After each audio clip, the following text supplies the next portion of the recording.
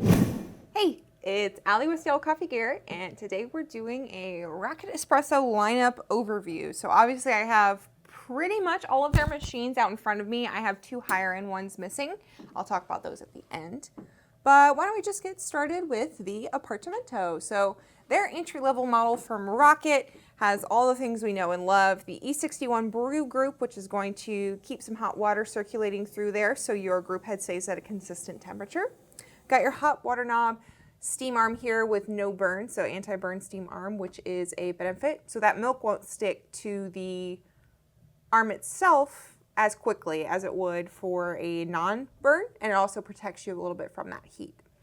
So pretty basic model here. This one works with one pressure gauge, so that's just the pressure read of the boiler itself. Heat exchanger, so it's going to work from the same boiler for your brew and steam. Just have to let it purge a little bit to let that initial water cool off before it's ready to go.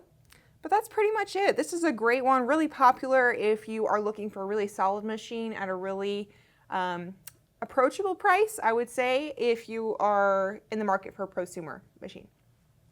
Moving on up, we've got two right here in the middle that are often interchangeable.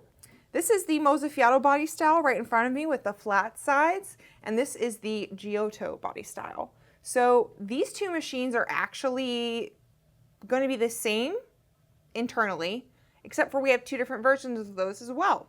So there's a Mozzafiato and a Giotto vibratory pump, and a Mozzafiato and Giotto rotary pump. The vibratory pump version, as you can see on the front, it'll come with those white dials, those white pressure gauges, and it works with the same pump as that Apartamento.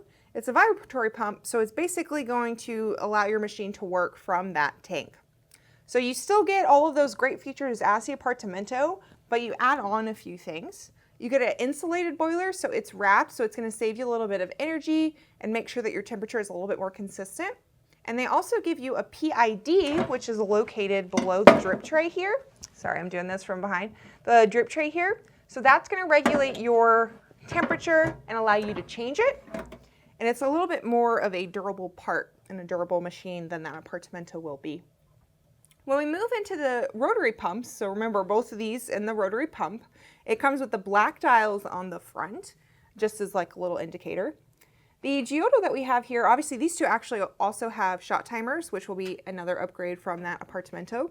When you move into the rotary pump, so all the same features, going to have that wrap boiler, PID, all that good stuff. When you get to that rotary pump, it's going to be a little bit stronger, and for perspective, the rotary pump is the same type they would use in a commercial machine. So that's going to allow you to run from the tank, or you can plumb it in. You have the choice. So longer lasting pump, a little bit more durable. It has a little bit quieter sound as well, just whenever it is drawing that water. But it's not a huge difference as far as the actual overall function of the machine. It's more of the parts and the internals on that. Moving on up to the R58 or the Cinquantotto from Rocket. This is their newer model that just came out, so it has two boilers. So now we've moved up. All of these models have a single boiler and work in the heat exchanger way. This is going to be a dual boiler, so a separate boiler for your coffee and a separate boiler for your steam. The benefit of that is that you get a whole dedicated boiler that's going to be set at the temperature you want it to be for espresso.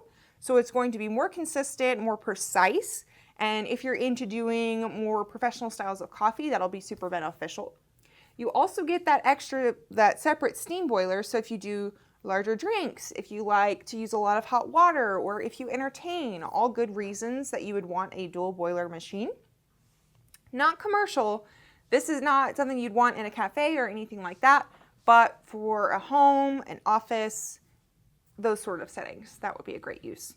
You do get on the new R58, you get a PID that is actually touchscreen here on the side and removable. So a little bit different style than underneath those drip tray like these two heat exchanger models will have. So that's going to allow you to change both the temperature of your service boiler and your brew boiler. So you get options for both of those there. Then when you move up, the two I don't have in front of me are the R60 and the R91. Both of those will have pressure profiling capabilities. The R60 is pretty similar to the old style of the R58. The R91 is a whole different beast entirely.